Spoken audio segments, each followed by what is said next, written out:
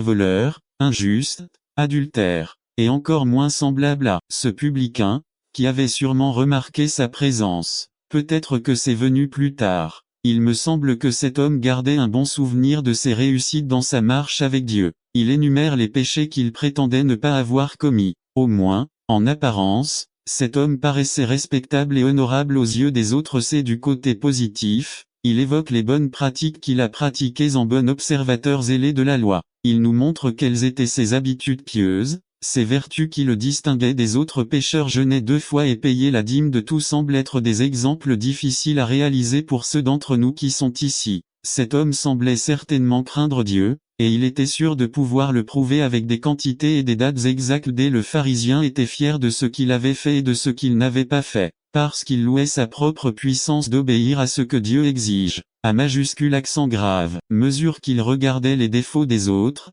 sa confiance en lui grandissait de plus en plus mais remarquons comment commence cette série d'autolouanges. Je vous remercie. Le pharisien était reconnaissant envers Dieu mais pour sa justice personnelle. Il disait, c'est bien que je ne sois pas comme ces gens. Je suis différent, parce que je me conforme. Il n'a pas mentionné que grâce à la puissance de Dieu, il pouvait vaincre la tentation. Il n'avait Dieu que pour admirer ses propres juges.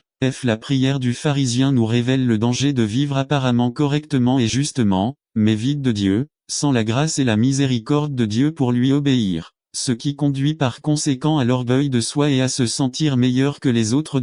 La prière du publicain 13. Mais le publicain, qui se tenait au loin, ne voulait même pas lever les yeux au ciel, mais il se frappait la poitrine, en disant, Dieu, aie pitié de moi, pécheur. Totalement différent du pharisien, cet homme se tenait à distance, loin de l'autel, car c'était peut-être ainsi qu'il comprenait qu'il était dans sa relation avec Dieu. C'était à peine une distance minimale du temple, peut-être juste quelques pas dans le temple. Il n'osait même pas lever les yeux pour prier, ce qui nous indique que c'était très probablement la posture du pharisien lorsqu'il priait. Le publicain était si affligé et si conscient de sa condition de pécheur qu'il se tenait loin et la tête baissée en signe de sa conviction qu'il était à la merci du châtiment de Dieu. N'attendez pas qu'il soit trop tard. Devenez membre de la chaîne Today et bénéficiez de réconfort et de soutien dans les moments difficiles. Cliquez sur le lien dans la description de la vidéo. Mardi 9 avril 2024 page 2b. Aie pitié de moi qui suis un pécheur. Une autre façon de comprendre ce qu'il disait était, aie pitié,